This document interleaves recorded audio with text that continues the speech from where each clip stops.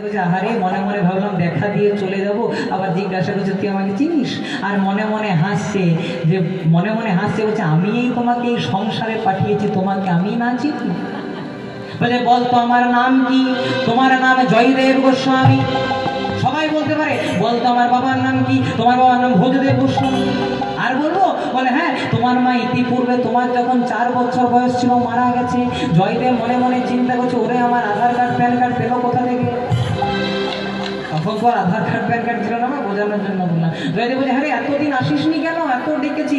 বলছে দাদা ডাকার মতো ডেকেছো, আজকেই তো ডাকার মতো ডাকলে, তবে তো দেখা দিলাম। বলছে ঠিক আছে, এত কিছু যখন বললি তোর নাম কি?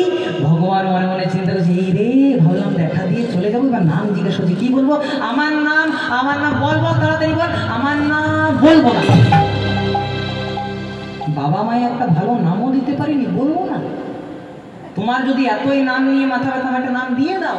এবার জয়দেব ভগবানকে বলছে তাহলে সোজা হয়ে দাঁড়া।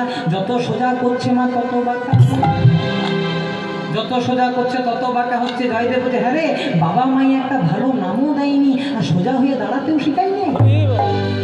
ভগবান মনে মনে চিন্তা করছে তুমি কি জানবে গো, রাধারানী ময়ূর ধারণ করে আমার 3 জায়গা ভেঙে দিয়েছিল। তত্ত্বটা বলবো মা?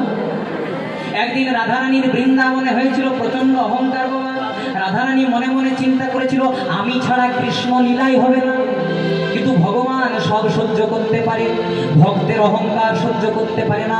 ভগবান মনে মনে চিন্তা করলেন আমি আমার বাম অঙ্গ থেকে সৃষ্টি করেছি রাধারানীকে, রাধারানী তো আমারই অঙ্গ, রাধারানীর যদি অহংকার হয় তাহলে সেটা তো আমারই অহংকার।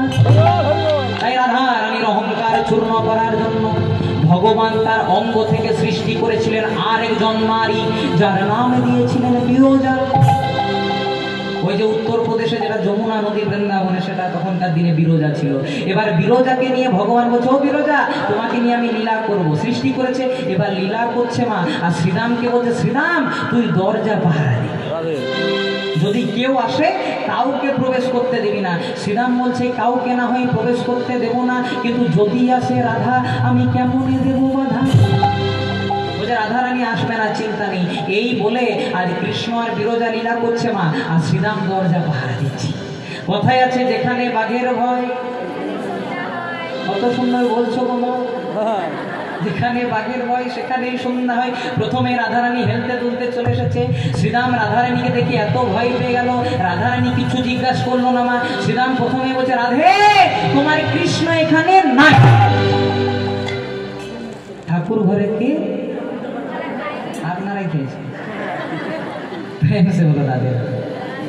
বুঝতে পেরেছে মা? বলছে আমি তোকে জিজ্ঞাসাই করলাম না যে কৃষ্ণ কোথায় আছে, সঙ্গে সঙ্গে বলে দিলি কৃষ্ণ এখানে নেই। তখন শ্রীরাম বলছে রাধে কেন বললাম জানো? কৃষ্ণ বলেছে বিরজাকে নিয়ে যতক্ষণ লীলা করব ততক্ষণ কাউকে প্রবেশ করতে দিবি না, একদম হাঁটে হাঁড়ি ভেঙে দিবি। রাধারানী বলছে কাকে মিথ্যা কথা বলছিস জানিস? আমি সব জানি, এখানেই কৃষ্ণ আছে, একবার প্রবেশ করতে দে। এবার রাধারানী একটু প্রবেশ করতে গেলেন মা, শ্রীরাম প্রবেশ করতে দিল না। একটু শ্রীরাম জোর করে ধাক্কা দিয়ে রাধারানী পড়তে পড়তে পড়তে পড়তে পিছিয়ে গেল। রাধারানী অভিশাপ দিলেন শ্রীরাম এই যে তুই গোলক বৃন্দাবনে দাঁড়িয়ে দৈত্যের মতো আচরণ করলি, তোকে অভিশাপ দিলাম তোর কিছুদিনের মধ্যেই মর্তধামে জন্ম হবে, তোর নাম হবে শঙ্খচূড় দৈত্য। সবাই শুনেছেন এই শঙ্খচূড় দৈত্য?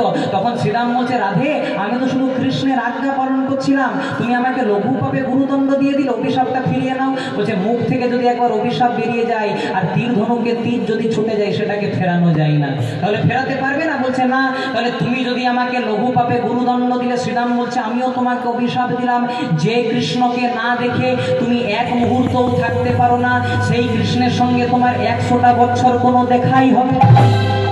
তাই ভগবান বৃন্দাবনকে ত্যাগ করে মথুরায় দ্বারকায় চলে গেছিলেন মা। এবার দেখুন কি হয়েছে, রাধারানী জোর করে প্রবেশ করে দিলেন ভেতরে, আর ভেতরে কে ছিল মা? কৃষ্ণ আর বিরজা। এবার বিরজা রাধারানীকে দেখে থরথর করে কাঁপতে কাঁপতে কৃষ্ণ বলল কৃষ্ণ তোমার রাধারানী চলে এসেছে।